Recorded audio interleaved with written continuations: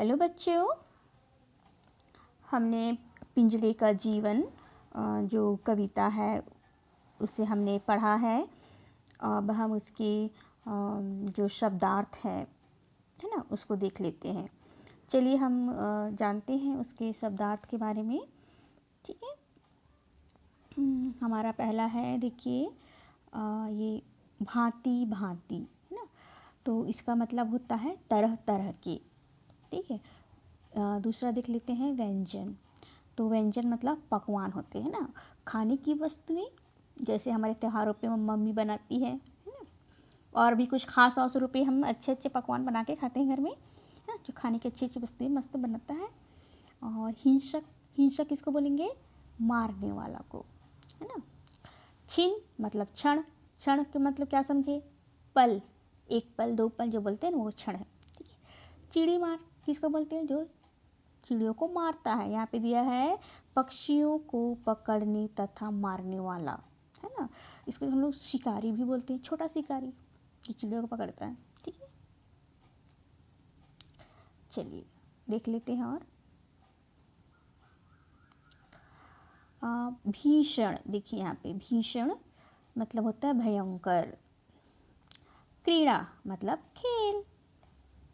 सुहाना, सुहाना किसको बोलेंगे? मनोहर, अच्छा लगना। जिसका भी कहीं मौसम मस्त लगता है तो लगता है कितना मौसम सुहावना है ना। ठीक है। पल छिन मतलब थोड़ी देर में, है ना। अब हमने देख लिया मीनिंग। आइए अब हम प्रश्न उत्तर की तरफ चलते हैं। मैं अपना जो फोटो है ऊपर कर देती हूँ। ठीक है। अब नीचे देखिए हमारा है प्रश्न और अभ्यास। तो इसमें देखते हैं हम हमारा पहला प्रश्न। ठीक है। देखिए क्या है पहला प्रश्न है, इस कविता में, ठीक है, इस कविता में किस किस पक्षी के बीच बातचीत बताई गई है ना। तो आप बताइए, हमने अभी पढ़ा है, याद है ना क्या पढ़े हम लोग? क्या, कौन कौन से दो पक्षी थे? तोता और मैना। लेकिन हमको अच्छे से बोलना है ना। अब हम बड़ी क्लास में हैं तो थोड़ा सेंटेंस को बोलिए जमा के। कैसे बोलेंगे? जैसे अब मैं बोलती हूँ, जिस प्रकार से प्रश्न पूछा गया है उसी लाइन में हम चलेंगे। क्या है? तो इसका उत्तर में हम बोलेंगे, देखिए इस कविता में, है ना, प्रश्न देखिए हमारा, बस उसी तरीके से हम लोग बोलेंगे। मैं लिखवा दूंगी आप लोग को, लेकिन हम यहाँ पे चर्चा कर रहे हैं। ठीक है, आप टेंशन मत लो, मैं लिखवा दूंगी। ठीक है। यहाँ पे है जैसा प्रश्न में दिया है उस लहजे से हम बोलेंगे। ठीक है। इस कविता में तोता और मैना के बीच बातचीत बताई गई है। इससे क्या होता है, देखिए आधा प्रश्न में ही हमको आधा उत्तर मिल जाता है लिखने के लिए। ये हमारे एग्ज़ाम के टाइम में बहुत काम आता है ना। अगर हम इसको सिर्फ तोता और मैना लिख देंगे तो हमको थोड़ा सा नंबर दूंगी मैं तो बहुत कम नंबर दूंगी। लेकिन आप उसको अच्छे से लिखेंगे ना, कि इस कविता में तोता और मैना के बीच बातचीत बताई गई है, तो आपका जो भी जांचने वाला है, जो भी है ना, वो नंबर बहुत अच्छे से देगा, है ना। तो ये भी एक ट्रिक है ज़्यादा नंबर लाने की। ठीक है। अब आगे बढ़ते हैं। हमारा दूसरा प्रश्न है, पक्षी के लिए पिंजरे का जीवन दुखदाई क्यों होता है? बताइए। अब थोड़ा सोचने में मैं आपको मौका देती हूँ। पक्षी क्या होती है? क्या होता है? खुले आकाश में उड़ते हैं, है ना। तो इसका उत्तर मैं ज़्यादा टाइम नहीं लेती हूँ। पिंजरे में बंधन और कैद के बीच रहना पक्षियों को, चिड़ियों को अच्छा नहीं लगता। वो खुले गगन में, आकाश में उड़ना पसंद करते हैं, इसलिए उनको पिंजरे का जीवन दुखदाई लगता है। ठीक है। अब हम अगला प्रश्न देखते हैं। अगर तुम्हें, यहाँ पे देखिए तीसरा प्रश्न है, मैं अंडरलाइन कर रही हूँ, है ना। या मैं अगर तुम्हें खाने पीने आराम करने का सारा सामान रख कर किसी कमरे में बंद कर दिया जाए तो तुम्हें कैसा लगेगा? अपने शब्दों में लिखो। चलिए बताइए।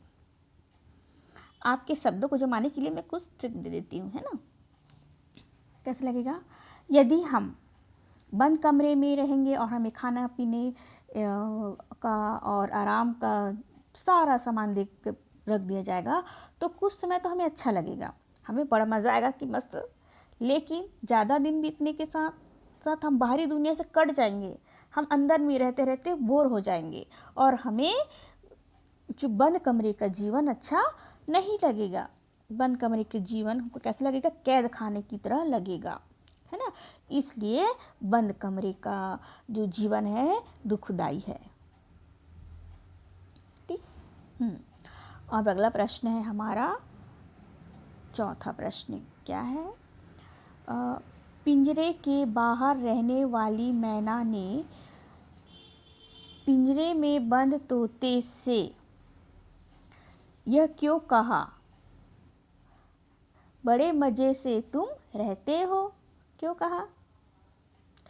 क्यों कहा? क्योंकि वो देखो, वो बाहर में रहता था ना मैना, है ना। तो क्या होता है, पिंजरे में पक्षी तरह तरह के पकवान खाने को मिलता है, ये बोला हमारे अर्थ में, है ना। और बिना परिश्रम किए मस्त सुबह शाम अच्छे अच्छे उसको व्यंजन मिल रहा है खाने के लिए और मस्त आराम से है, बिना मेहनत के उसको मिल जा रहा है अच्छे से पकवान। और उसको आकाश में, है ना, आकाश में उड़ने का भी कोई टेंशन नहीं। क्यों? क्योंकि अगर वो बाहर रहता है तो उसको चिड़ी मार का डर रहता है और कुछ हिंसक जीव जंतु है उसका खतरा बना रहता है ना। इसलिए पिंजरे के जो बाहर रहने वाला पक्षी था हमारा मैना, वो कहता है, क्या कहते हैं कि बड़े मज़े से तुम रहते हो, ऐसा कहता है। ठीक है। अब अगला प्रश्न देखते हैं हम।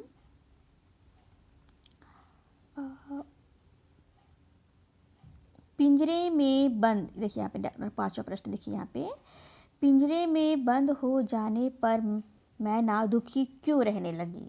क्यों रहने लगी बताइए, आप पहले सोचो। मैम ने अभी कुछ देर पहले बताया था कि जो पक्षी जो क्या होते हैं आकाश में, खुले आकाश में उड़ने वाले होते हैं, है ना।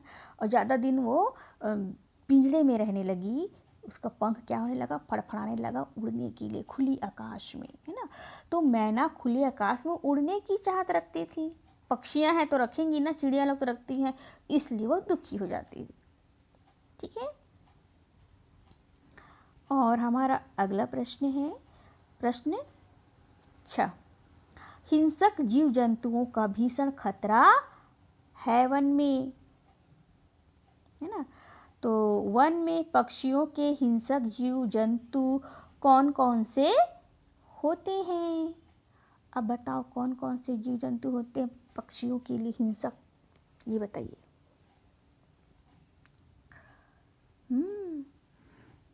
पक्षियों को बताइए। गिद्ध होता है, चील होता है जो उसको मार सकता है, मार के खाने वाले, है ना। और जीव जंतु में बताइए, हमारा शेर है ना, जंगल में शेर, चीता, भालू, गिद्ध, कौवा आदि हिंसक जीव जंतु रहते हैं जो पक्षियों को नुकसान पहुंचाते हैं।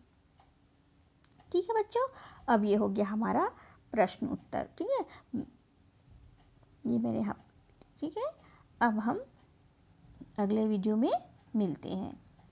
तब तक के लिए आप इन प्रश्न उत्तरों को अपने शब्दों में लिख के रखिए, है ना। इस पर मैंने अभी चर्चा किया है और मैं